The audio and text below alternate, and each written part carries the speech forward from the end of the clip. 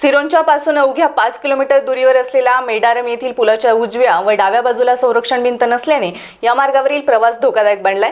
पुलावरून दररोज मोठ्या प्रमाणात वाहने ये जा करत असल्याने अपघाताची भीती व्यक्त केली जात आहे।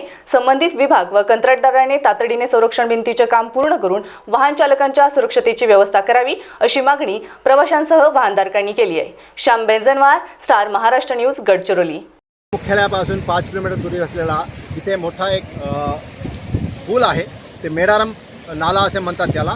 आणि इथे दरवर्षी पावसाळ्यात मोठ्या प्रमाणात पाणी वाहत असते आणि इथं आपण बघू शकतो पाणी आज मोठ्या प्रमाणात वाहत आहे आणि इथं संरक्षण भिंत सुद्धा नसल्याचे आपल्याला चित्र दिसून येत आहे। आणि शासन आणि कंत्राटदाराने लक्ष देऊन इथे संरक्षण भिंत बांधावे, कारण संरक्षण भिंत नसल्याने इथं कधीही सुद्धा वाहनधारकांना अपघात होऊ शकते आणि इथं संरक्षण भिंत नाही। आपण याच्याबद्दल काय बोलू शकतो? 5 किलोमीटर के बाद खासवाली नाला जो है वो बहुत पुराना नाला है, जिसको संरक्षण भिंत नहीं है। रात में हम आने जाने के लिए डर लगते हैं, कब क्या एक्सीडेंट होता है क्या है मालूम है।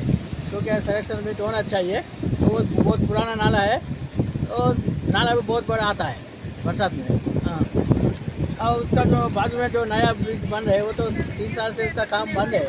हाँ, थोड़ा काम हो गया, वैसे काम पेंडिंग है। और शासन से विनती है किया कि जल्दी से जल्दी चालू करना चाहिए, नहीं तो कुछ पानी एक्सीडेंट होने का डर लगता, पानी भरने का रहता, आने जाने के लिए तकलीफ होता है लोगों के लिए।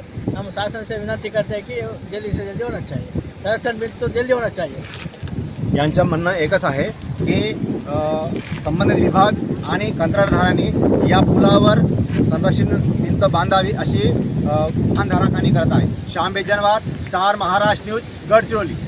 नवनवीन घडामोडी पाहण्यासाठी स्टार महाराष्ट्र न्यूजला सबस्क्राइब करा आणि ताज्या बातम्यांचे अपडेट मिळवण्यासाठी बेल आयकॉनला प्रेस करा।